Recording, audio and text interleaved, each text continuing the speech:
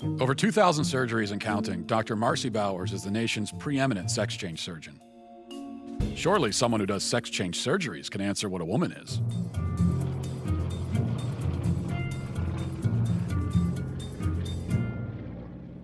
Dr. Marcy Bowers, first of all, thanks for talking to us. My pleasure. So you're a world-renowned gynecologist and surgeon. You're also a transgender woman. Can you tell me a little bit about... Well, I mean, I identify as a woman, but... You're a woman, right. I'm a woman with, I mean, that's my life, day to day, but I have a transgender history. So one thing on your website, it says gender-affirmed, GAV, gender-affirming vaginoplasty. What is that exactly? A vaginoplasty is creation of female, a female vagina and vulva. We're altering the physical characteristics of the individual to fit better with a gender identity that is female. This is all constructed from the penis? Yes, that's right. The surgeries are quite refined in the sense that they really, not only do they look like female anatomy, but they also function that way, for the most part. I mean, certainly it's a bit of a Faustian bargain. You know, it's not perfect. Does anyone ever regret their surgeries? Or, well, we know they do, but how often do people regret their surgeries? Well, actually, we don't know that they do. There are legitimate detransitioners, and there are people who truly feel that in their journey, they may have made a mistake.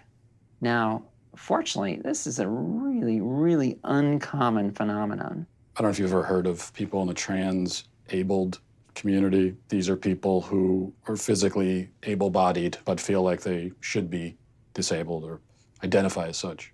For example, a man who has 2 arms but feels like he should have 1.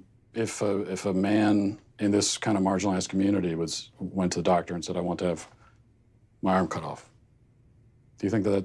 That doesn't have anything to do with gender identity. Well, it's someone's self-identity, how someone identifies.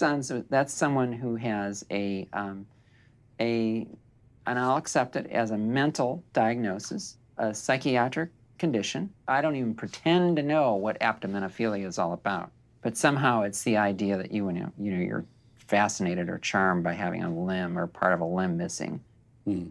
Okay, I would say that's, pardon my non-medical language, kooky.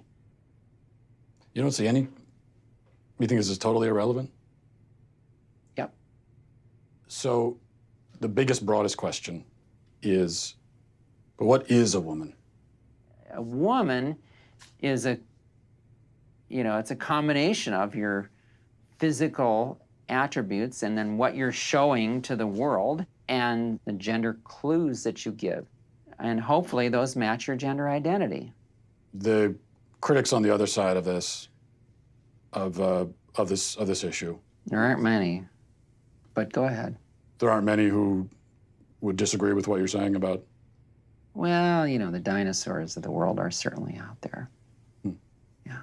What's the youngest patient that you've operated on?